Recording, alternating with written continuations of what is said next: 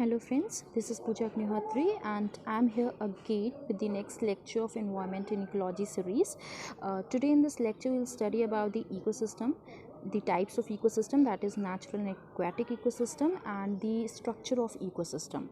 So let's start with it. What is ecosystem? So the first thing जो है कि ecosystem actual में है क्या। लास्ट लेक्चर में मैंने आपको बताया था कि इकोसिस्टम जो है वो चार एलिमेंट्स का जो इंटरेक्शन है, जो हमारे एनवायरनमेंट में चार डोमेन्स होते हैं, जो स्फीयर्स होते हैं, जैसे कि lithosphere, hydrosphere, atmosphere and biosphere. इन चारों स्फीयर्स का जो इंटर रिलेशन होता है एक दूसरे के साथ, यही जो है इकोसिस्टम को फॉर्म करता है। तो इकोसिस्टम क्या है? ये एक नेचर की फंक्शनल यूनिट है जहाँ पे लिविंग ऑर्गेनिजम्स इंटरेक्ट करते हैं अब एक दूसरे के साथ और अपनी सराउंडिंग फिजिकल और केमिकल एनवायरनमेंट्स के साथ भी। ठीक है, अब आते हैं कि इकोसिस्टम के टाइप्स क्या हैं। इकोसिस्टम बेसिकली जो है वो दो पार्ट्स में डिवाइड होता है। एक तो नेचुरल इकोसिस्टम जो कि मेजरली डिपेंडेंट होता है सोलर सिस्टम पे, एंड दूसरा है आर्टिफिशियल और man made ecosystem. Natural ecosystem जो हमारा है वो फर्दर डिवाइड हो जाता है दो पार्ट्स में। किसके बेसिस पे? एक तो है टेरेस्ट्रियल इकोसिस्टम और दूसरा आता है हमारा एक्वेटिक इकोसिस्टम। ठीक है, टेरेस्ट्रियल इकोसिस्टम जो है वो लैंड पे पाया जाता है, एंड एक्वेटिक इकोसिस्टम है वो हमारी वाटर बॉडीज़ होती हैं। ठीक है, टेरेस्ट्रियल इकोसिस्टम है वो फर्दर डिवाइड हो जाता है चार पार्ट्स में, जैसे कि फॉरेस्ट हो गया, ग्रासलैंड्स हो गया, डेजर्ट्स हो गए, टुंड्राज हो गए। अब इनका भी फर्दर क्लासिफिकेशन जैसे होता है, जैसे कि टुंड्रा जो है वो आर्टिक और एल्पाइन टुंड्राज में क्लासीफाई हो जाता है। फॉरेस्ट जो है वो और चार पार्ट्स में डिवाइड हो जाते हैं, जैसे कि ट्रॉपिकल रेन फॉरेस्ट हो गया, टेम्परेट एंड सब ट्रॉपिकल रेन फॉरेस्ट हो गया, टेम्परेट डेसिडुअस फॉरेस्ट हो गया, टाइगा, बोरियल और नॉर्थ कॉनिफेरस फॉरेस्ट हो गया। ये सारी चीज़ें हो गई। इसी तरह हमारा जो एक्वेटिक इकोसिस्टम है, जो हमारी वाटर बॉडीज़ हैं, वो सैलिनिटी के बेसिस पे तीन पार्ट्स में डिवाइड होती हैं, जो कि है fresh water, marine and brackish water. ठीक है, फ्रेश वाटर जो है वो फर्दर डिवाइड हो जाता है वाटर मूवमेंट्स के बेसिस पे तीन पार्ट्स में, जो कि है लोटिक जिसमें हमारा रिवर्स आती हैं, स्ट्रीम्स आती हैं, स्प्रिंग्स आती हैं, एंड दूसरा है लेंटिक जिसमें हमारे पॉन्ड्स आते हैं, लेक्स आते हैं, स्वैम्प्स आते हैं, और थर्ड है हमारा वेटलैंड्स। वेटलैंड्स में हमारे मार्शेस आते हैं, स्वैम्प्स आते हैं, मैनग्रोव्स आते हैं, ये सारी चीज़ें आती हैं। ठीक है, तो अब जो फॉरेस्ट का हमारा क्लासिफिकेशन हुआ है उसको हम चलिए देख लेते हैं। ट्रॉपिकल रेन फॉरेस्ट क्या है?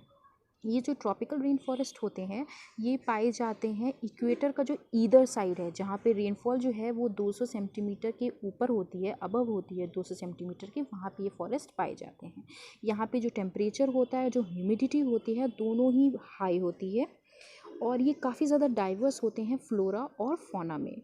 यहाँ जो ट्रॉपिकल रेन फॉरेस्ट की जो ट्रीज़ होती हैं काफ़ी ज़्यादा टॉल होती हैं और जो कि सपोर्ट करती हैं एपिफाइट्स को।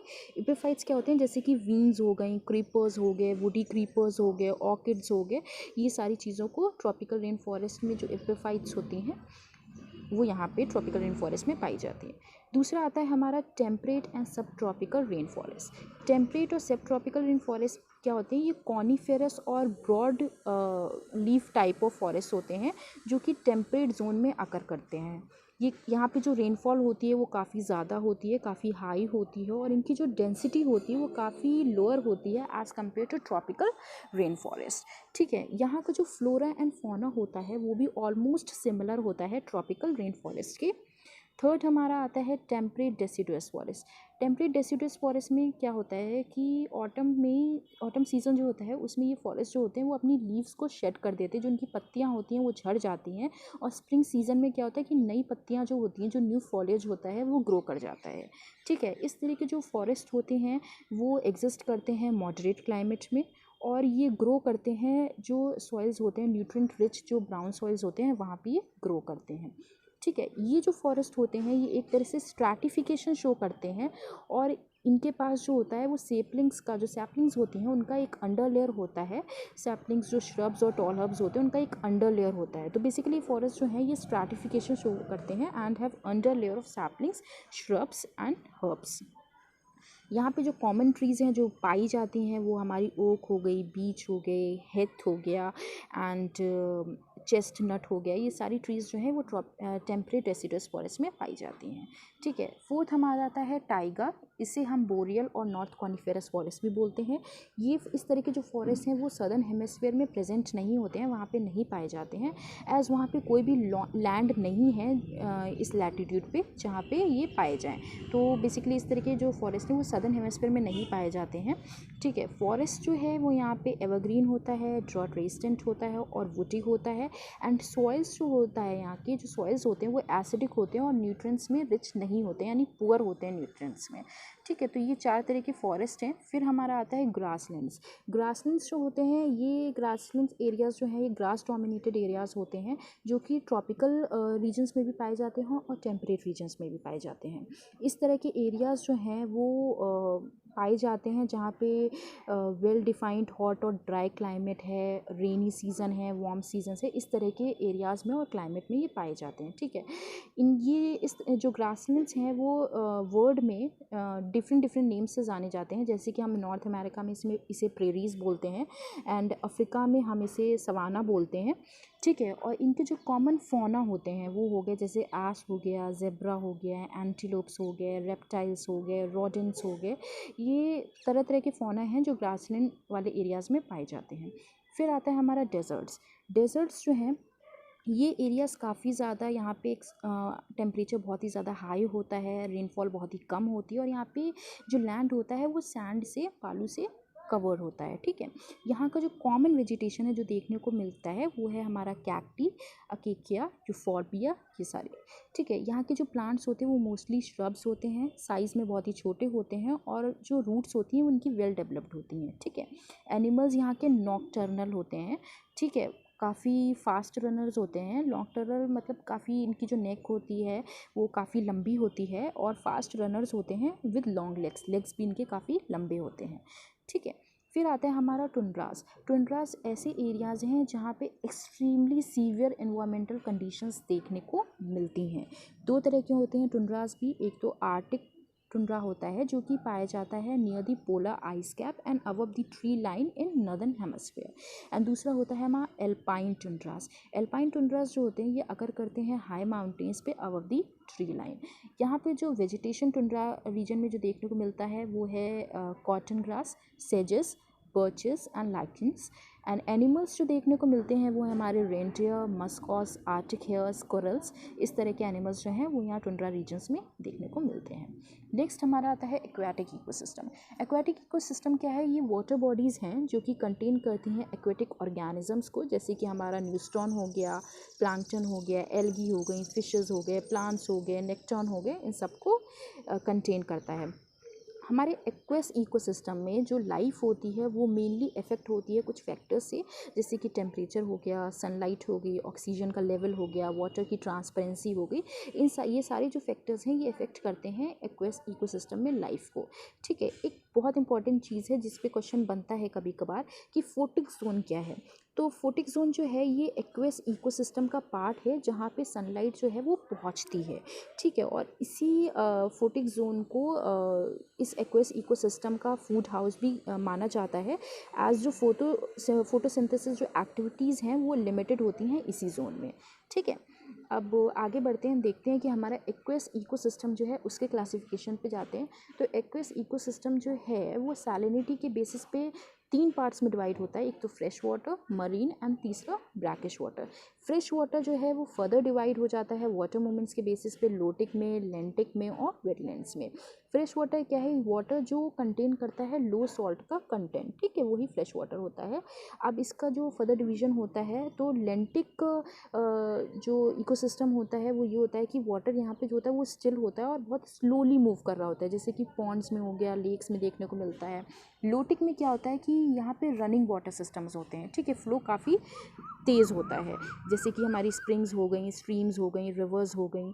ठीक है, और वेटलैंड्स में क्या होता है कि ये एरियाज़ जो हैं ये इनंडेट हो जाते हैं विद वाटर एंड सपोर्ट करते हैं एक फ्लरिशिंग कम्युनिटी को ऑफ एक्वेटिक ऑर्गेनिजम्स, जैसे कि स्वैम्स हो गया, मैंग्रोव्स हो गया, मार्शेस हो गए। लास्ट लेक्चर में हमने पढ़ा था कि वेटलैंड्स जो हैं ये लैंड और एक्वेटिक के बीच का एक ट्रांजिशन जोन होता है, जो कि ना तो लैंड ही होता है और ना ही एक्वेटिक यानी वाटर होता है।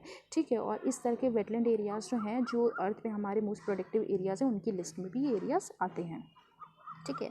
नेक्स्ट आता है हमारा मरीन इकोसिस्टम क्या है, ये लार्जेस्ट एक्वेस इकोसिस्टम होता है। मोस्ट इंपॉर्टेंट चीज़ कि इन तीनों में जो लार्जेस्ट एक्वेस इकोसिस्टम है वो हमारा मरीन है, और ये अराउंड 71% ऑफ द अर्थ के स्फीयर को कवर करता है। ठीक है।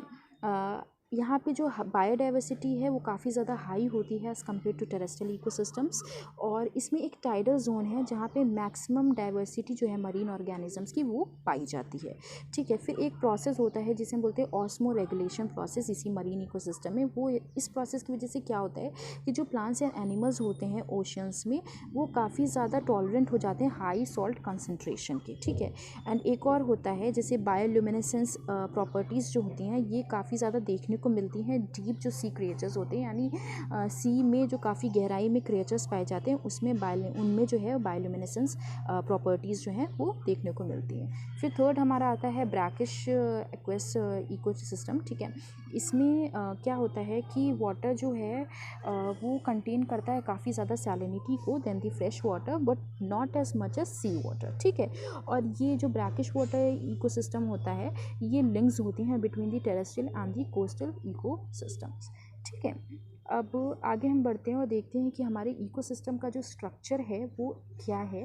तो जैसे कि हमने पढ़ा कि हमारा इकोसिस्टम जो है वो दो पार्ट्स में डिवाइडेड होता है, नेचुरल इकोसिस्टम में एंड मैन मेड और आर्टिफिशियल इकोसिस्टम में। तो चाहे हमारा इकोसिस्टम नेचुरल हो या फिर हमारा आर्टिफिशियल हो, ये हम दोनों ही हमेशा दो कंपोनेंट से मिलके बने होते हैं जो होते हैं हमारे बायोटिक और एबायोटिक कंपोनेंट्स, यानी living and non living components. Biotic components क्या होते हैं, ये एनवायरनमेंट के बायोलॉजिकल और लिविंग कंपोनेंट्स होते हैं जो कि फर्दर डिवाइडेड होते हैं पीसीडी में, यानी प्रोड्यूसर्स कंज्यूमर्स एंड डिकम्पोजर्स में पीसीडी में डिवाइडेड होते हैं। प्रोड्यूसर्स जो होते हैं ये ऑटोट्रॉप्स होते हैं, जैसे कि हमारे ग्रीन प्लांट्स हो गए, फोटोसिंथेटिक बैक्टीरियाज हो गए कि नहीं फोटोसिंथेटिक ग्रीन प्लांट्स हो गए सॉरी, एंड कीमोसिंथेसिस प्लांट्स हो गए, ये सारी चीज़ें हो गई। और ये जो है अपना खाना जो है वो खुद प्रोड्यूस करते हैं। ठीक है। कंज्यूमर्स क्या होते हैं, ये हेटेरोट्रॉप्स होते हैं जो कि डिपेंड करते हैं लिविंग बींग्स पे अपने खाने के लिए, जैसे कि ह्यूमंस हो गए, एनिमल्स हो गए, मैन, गोट, लायन, टाइगर, बर्ड्स, ये सारे हो गए। कंज्यूमर्स फर्दर डिवाइड हो जाते हैं चार कैटेगरीज में, जैसे कि प्राइमरी कंज्यूमर्स हो गया, सेकेंडरी कंज्यूमर्स हो गया, टर्शरी कंज्यूमर्स हो गया, क्वाटरनरी कंज्यूमर्स हो गया। प्राइमरी कंज्यूमर्स में हमारे हर्बीवोर्स आ जाते हैं। ठीक है। एंड सेकेंडरी कंज्यूमर्स में प्राइमरी कार्निवोर्स आ जाते हैं, टर्शरी में टॉप कार्निवोर्स आ जाते हैं, क्वाटरनरी में ओमनीवोर्स आ जाते हैं। तो ये प्रोसेस ऐसे ऐसे से चलता है। डिकम्पोजियर्स हमारे वो होते हैं, इन्हें हम सैप्रोट्रॉप्स भी बोलते हैं और माइक्रो कंज्यूमर्स भी बोलते हैं। ये डिपेंड करते हैं डेड ऑर्गेनिजम्स पे अपने खाने के लिए, जैसे कि अर्थवर्म्स हो गया, कुछ बैक्टीरिया, फंगी हो गए, और प्लांक्टन बैक्टीरिया हो गए, फंगी हो गए, प्रोटोजोआ हो गए, ये सारी चीज़ें डिकम्पोजर्स में आ गए। ठीक है। फिर आता है हमारा एबायोटिक कंपोनेंट्स। एबायोटिक कंपोनेंट्स जो हैं ये तुम्हारे नॉन बायोलॉजिकल और नॉन लिविंग कंपोनेंट्स होते हैं एनवायरनमेंट के। ठीक है। जो फर्दर डिवाइड होते हैं दो पार्ट में, एक तो नेचुरल होता है और दूसरा मैन मेड होता है। एक नेचुरल होता है और दूसरा मैन मेड होता है। नेचुरल में तुम्हारा एयर, लैंड, वाटर हो गया, एंड मैन मेड में जैसे कि हमारे रोड्स हो गए, डैम्स हो गए, ब्रिजेस हो गए, ये हो गया।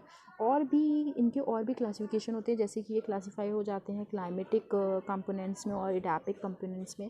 क्लाइमेटिक में जैसे कि rain, light, wind, temperature, sunlight हो गई, हमारी एयर हो गई, ये सारी चीज़ें हो गई। एडापिक में जैसे कि हमारा सॉइल हो गया, पीएच हो गया, मिनरल्स हो गया, टोपोग्राफी हो गई, ये सारी चीज़ें आ जाती हैं। ठीक है। तो फ़िलहाल इस लेक्चर के लिए इतना ही। अब नेक्स्ट लेक्चर में हम कुछ इकोलॉजी के प्रिंसिपल्स को देखेंगे, इकोलॉजिकल ऑर्गेनाइजेशंस को देखेंगे, जैसे कि हमारा पॉपुलेशन क्या है, इंडिविजुअलिज्म क्या है, बायोम्स क्या है, बायोस्फीयर क्या है, ये सारी चीज़ों को देखेंगे। फूड चेन देखेंगे, फूड वेब देखेंगे, पिरामिड्स देखेंगे, that's pyramid of number, energy, ये सारी चीज़ें देखेंगे। होमोस्टैटिस मैकेनिज्म क्या है, न्यूट्रिएंट साइक्लिंग क्या है, इन सारी चीज़ों को हम देखेंगे।